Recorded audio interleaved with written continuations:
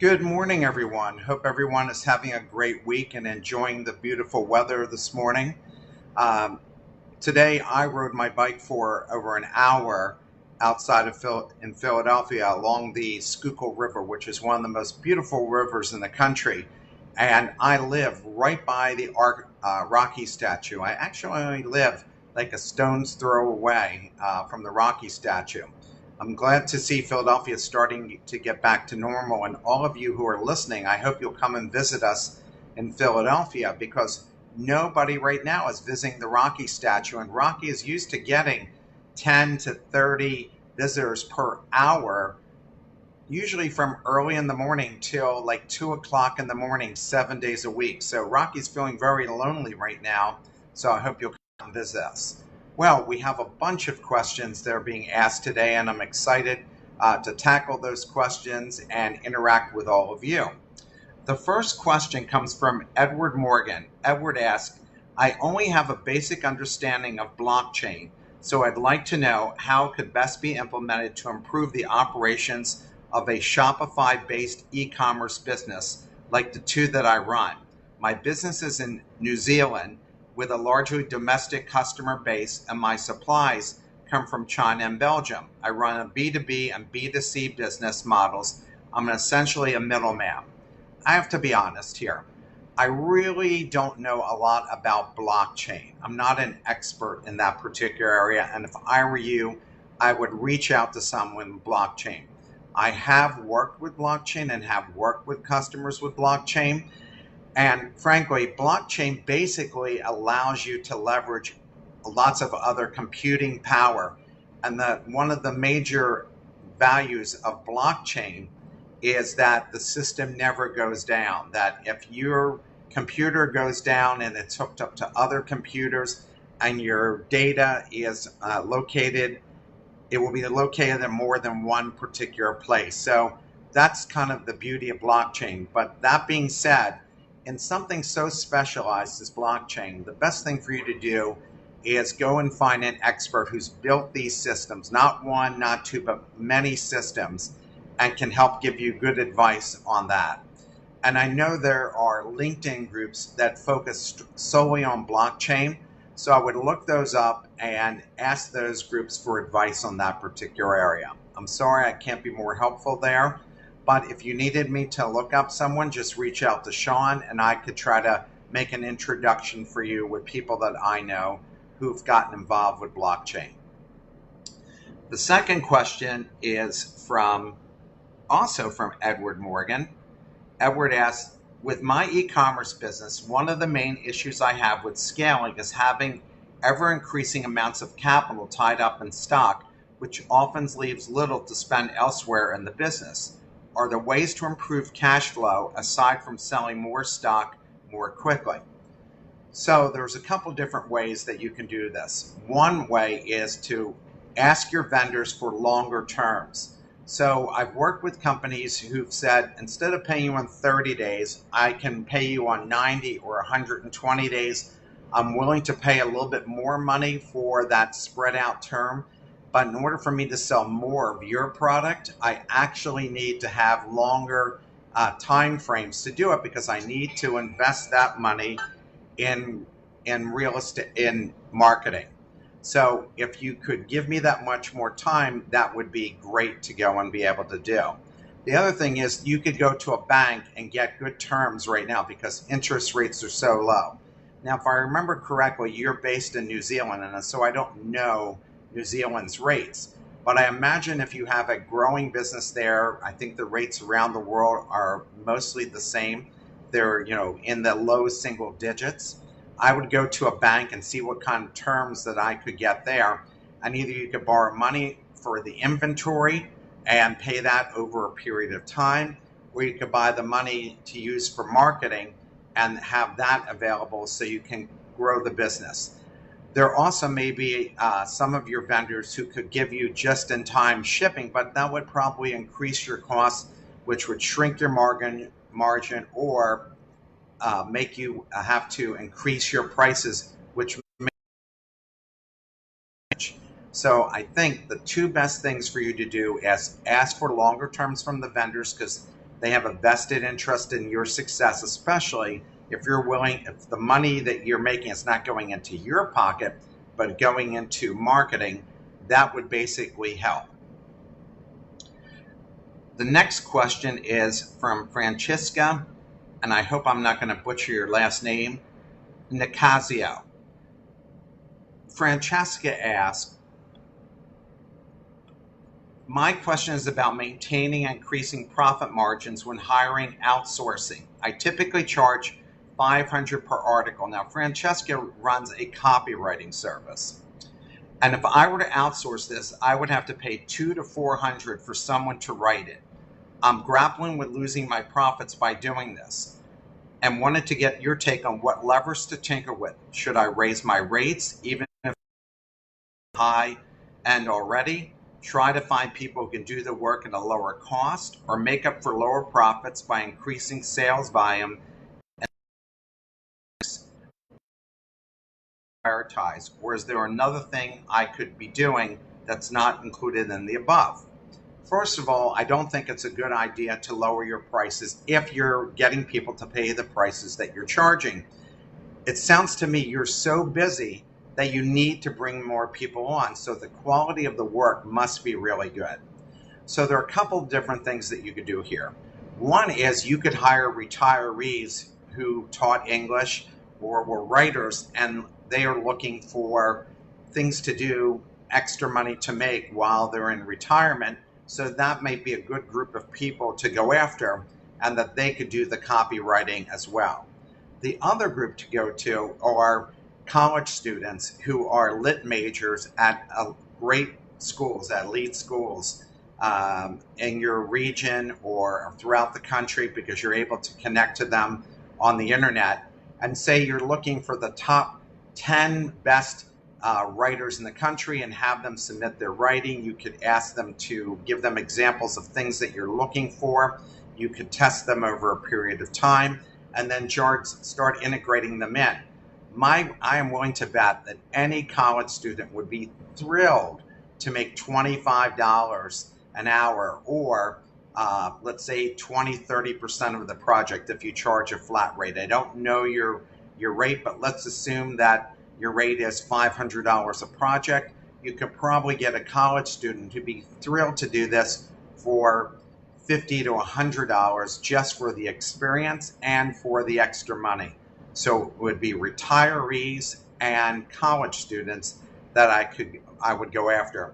There's also people who do this overseas, and their writing skills sometimes are pretty great, even if English isn't their first language, because a lot of times what you find with people where English isn't their first language, they're very technically skilled at writing. They are very good at the mechanics of it. But again, my first choice would definitely be going with somebody who's a retiree who wants to make extra money, or a college student who has great writing skills. Our next question is from Deanna Markel. Deanna asks, if I have a very busy laser spa business. We have many forms for people to fill out before their first appointment. We need a medical history form and consents normally before they get treated. Do you have a recommendation for any program or software where we can send it to them? They can fill it out on their phone or computer, and it automatically gets sent back to us. It would be such a time saver to have them all fill out beforehand, and then we can have a chart ready to go when they come in. Well, first of all, I don't know of any common app in this area. In fact, I'm building a common app in the financial services area and the business acquisition area. So maybe this is something my company should tackle next. But there are plenty of app builders online that you could go and build your own app and put it with your own website. And when they go on, they could go and fill that out. The other thing that you could do is you could use something like SurveyMonkey. I've done this. You put all the questions together and you just send the link, and then they fill it out. And the beautiful thing about SurveyMonkey is that every time they fill out this information, it falls into a database with everybody else who fill out the information. And if you use something like SurveyMonkey to go and do this, all of a sudden you can start collecting information and take that information and use it for marketing.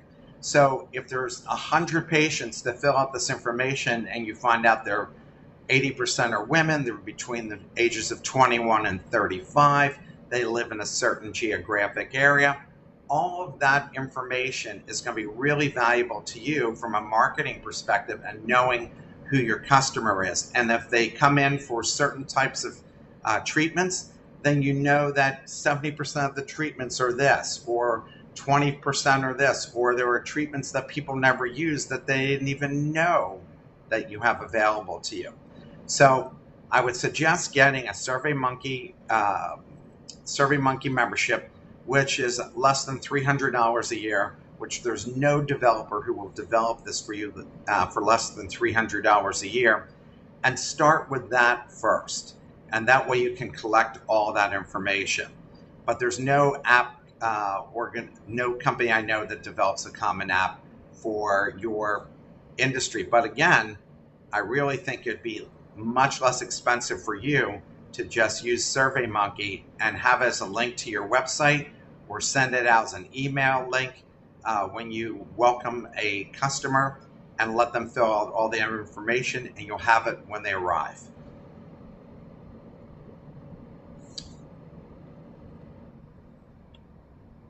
Our next question comes from Elisa Tombiazzi. I hope I pronounced that correctly. I'm asking, in the process of having my website built, I'm having a hard time deciding if I should have the pricing for my services on my website, or if I should have the option to schedule a consult first and only discuss it on the consultation. So let me answer this question first. If this is something that you're offering that's common and there's a common price that people are used to paying, then you could put the amount that you're charging. But let's say that your industry typically doesn't do that. Like lawyers don't put their prices on their website. Accountants don't put their prices on their website. Insurance brokers don't do it. Business plan writers don't do that. Because what you want to do is develop a relationship with the person first, and then determine their needs, and then give them a price based on that. Because a lot of times if you put your price up there first, they just go price shopping, and then they're looking to see who's going to give them the best deal. But you might be more efficient in some way. Like when I write business plans, I typically charge $10,000 to $15,000 to write a business plan. But I'm a very efficient business plan writer, and I charge one set fee to do it. And I provide a lot of information when I'm developing. I develop all the financials, I do everything. So it all depends on what you're offering, and if it's unique, and if it takes some explaining, and that you're trying to not, you don't want customers who just pick you for the price. You want them to pick you because you are the best, most efficient, and they'll get the greatest value. So I would say let's not put the price on there unless it's the industry standard. Also on here, you ask, if possible, I would like to attract clients who can afford my services, but I do not want people to get intimidated by my pricing before they understand everything I have to offer and the value of my services. So one of the things that you could also do on your website is give them an idea of everything they're going to get from you when you go and do it. So again, using my example of business plan, I tell people I do all the market research. I do all the marketing strategy. I do all the sales strategy.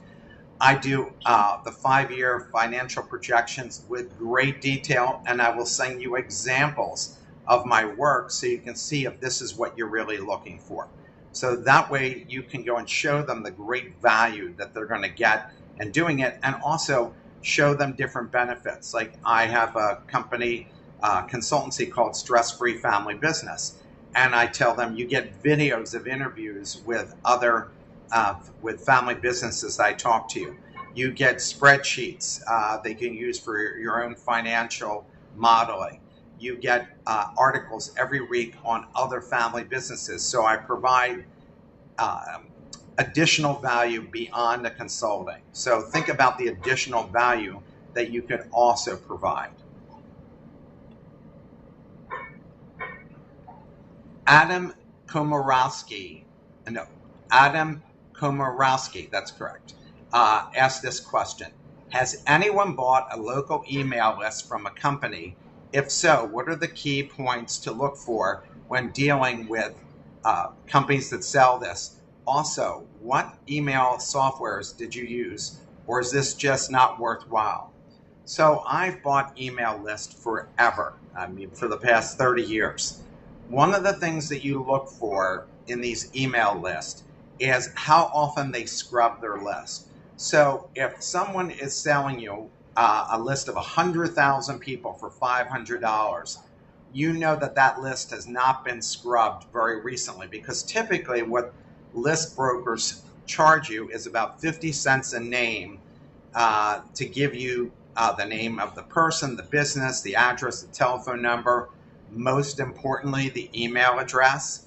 If you don't want the email address, that drops the price significantly. But if you're looking for the email address, you're going to go and pay it around 50 cents a person to get it. And if you were looking for online databases to go and use, I would suggest Info USA and Hoover's.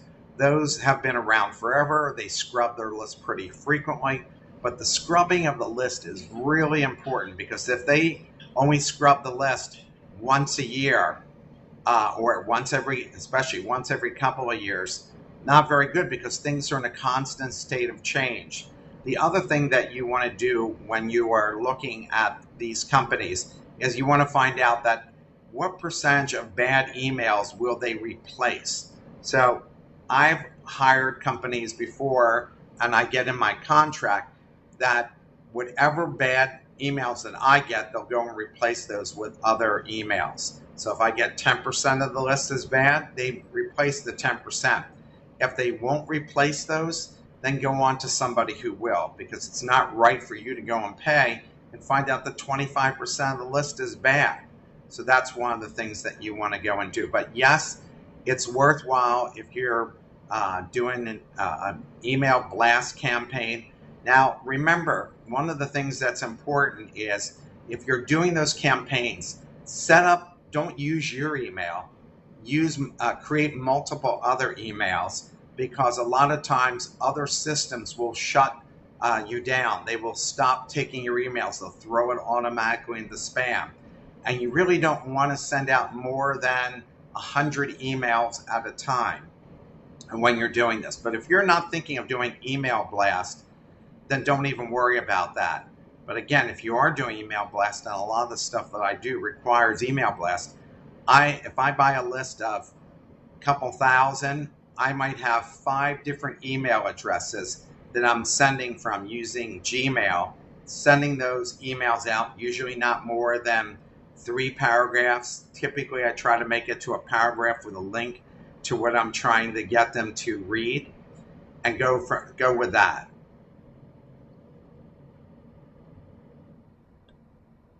Stella Nazajek asked, I really need to work on my ability to pronounce people's last names or get phonetic spellings for these, right? Last week, I've arranged a cooperation with an outdoor booty class in Munich. I have sponsored them with 25 bands. In return, I will get weekly posts, stories, and product videos on Instagram. I will also provide a discount code of 10% for their customers throughout my web shop. Guys texted me yesterday asking if I'd be willing to share commission on all sales that they make directly after the class. How do I respond to this, or how do I make this cost effective? I was thinking about giving them a commission if they reach a certain amount of sales, but I am unsure of how to do this properly. Give me some thoughts on this. First of all, I think it's great that these guys want to resell your product. It really says that you have a product that they think will easily sell, because nobody wants to sell anything that's hard. They think it's an easy way to make a lot of money, and so they're asking, hey, I want to get a piece of the action here. So what I would suggest you do is you take a look at your margins and determine what you can afford to do. So let's say that your margins are 50%. And if they go and give a code that the buyer gets maybe a 10% discount because they're going to want some kind of discount if their trainer is suggesting this, and then giving the trainer another 10%. So instead of 20% discount for the buyer, you should give 20%, but 10% going to the trainer, 10% going to the buyer of the product. Now remember, you want to encourage these people to constantly mention your brand and your products, and the more you can sell, the better. So you want to get volumes. So maybe you start them out as a 10%, but they can work themselves up to 20 or 25%, but you're going to be making that much more money.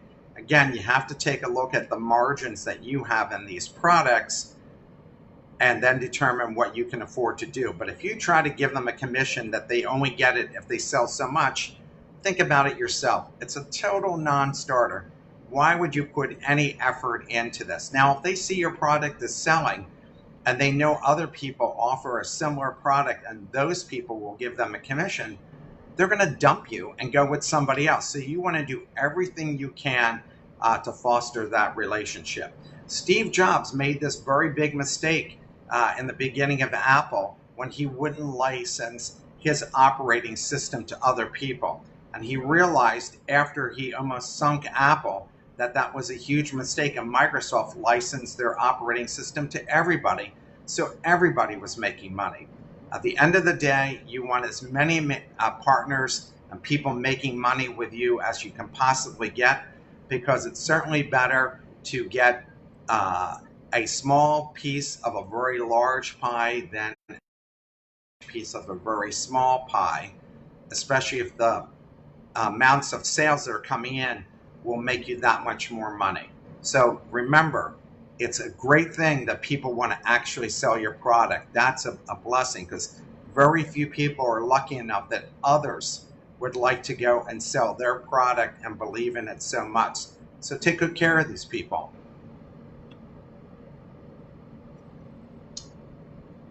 The last question I have is from Aaron Sheeks. Aaron writes, need advice. We have a sellable software tool that has a current revenue coming in. While we're slowly making development updates, we're not building as fast as we can sell the product, and we're waiting for updates to tie together a few data sources. Question, do we continue to wait and scale responsibly, knowing $50,000 a month is coming in August and September? Or while the market is still coming back from COVID shutdowns, do we costs now to have our product closer to finish by August and September? Also, redesign is part of the upgrades. Thanks for the feedback. So my feedback on this is simple. If you're getting a high demand for this product, and you should put all the resources you can now into getting that product done, even if you guys are working 70, 80, 100 hours a week, because while the iron is hot, that's the time to take advantage of it, because things could change quickly where other competitors could come in. So if people are dying for your product now, get the best possible product to them. And even if there has to be updates to fix some of the mistakes that you've made, as long as it's working for the most part, that's how Microsoft built their empire. That is how other great software companies have done it. They wait till the product was perfect. They wait till it was functioning enough that people could get good value, and then they would send patches to go and fix these things. The people who wait for perfection miss the opportunity totally, and other people come in and take their place. I've seen it happen over and over again with people who are so fanatical at only making sure that everything is perfect that somebody else comes in. And once somebody comes in and and somebody is using them on their platform, it's very hard to dislodge them. People were saying, well, they'll send fixes to it. You know, it works fine for what we need it for, and these fixes will be just fine. They're not going to go with themselves and wait for something perfect. As long as your product is able to do what they need to do right now, and they know you're going to constantly upgrade you and stay with you. Well, I'm Marc Kramer. I appreciate being with you this morning. I look forward to answering questions further in a couple of weeks. Have a great rest of your day and take the time to enjoy the beautiful weather. Summer is a very short season for all of us, and it's so beautiful out there that you should be getting out, riding bikes, running, doing whatever you can outside, sitting outside. My bulldog and I, we love to sit in the park in the shade. She lays there like she does all day in the apartment, and she loves to lay there, and I like to sit there and read. Have a great day and a great weekend.